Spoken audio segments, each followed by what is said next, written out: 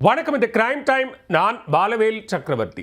ஆந்திர மாநிலம் நெல்லூர் அருகே சகோதரியின் கணவனை நாயை கொல்லும் ஊசியை செலுத்தி கொடூரமாக கொலை செய்த மைத்துனர் போலீஸ் கைதுக்கு பயந்து மனைவி மற்றும் 2 குழந்தைகளுடன் ரயிலில் பாய்ந்து தற்கொலை செய்து கொண்டார்.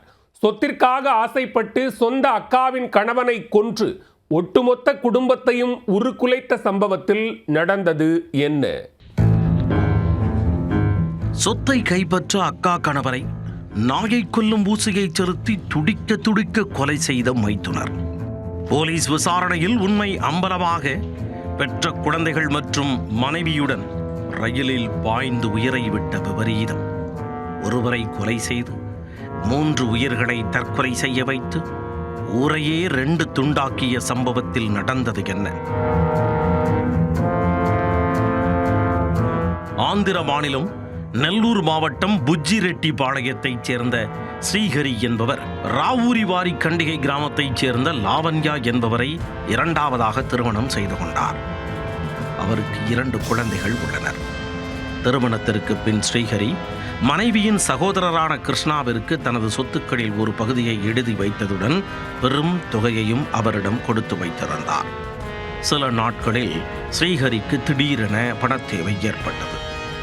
அதனால் கொடுத்த பணத்தை திரும்பி கேட்டவர் மைத்துனர் பெயரில் எழுதி கொடுக்கப்பட்ட சொத்துக்களை தனது பெயருக்கு பத்திரப்பதிவு செய்து கொடுக்கும்படி கேட்டுள்ளார். ஆனால் சொத்து மற்றும் பணத்தை திருப்பிக் கொடுக்க மனம் வராத கிருஷ்ணா சகோதரியின் கணவரை கொலை செய்து அந்த சொத்துக்களை நிரந்தரமாக அபகரிக்க முடிவு செய்தார். அதற்காக போடப்பட்ட பிளான் படி கடந்த மாதம் 15ஆம் தேதி ஸ்ரீஹரி, கிருஷ்ணா இருவரும் புஜ்ஜிரெட்டிபாளையம் கிராமத்தில் இருந்து காரில் புறப்பட்டு கோவிலுக்கு சென்றுள்ளனர். அங்கிருந்து திரும்பி வரும் பொழுது மாமாவிற்கு மாரடைப்பு ஏற்பட்டு அவர் திடீரென இறந்துவிட்டதாக கூறி கிருஷ்ணா நாடகமாடியுள்ளார்.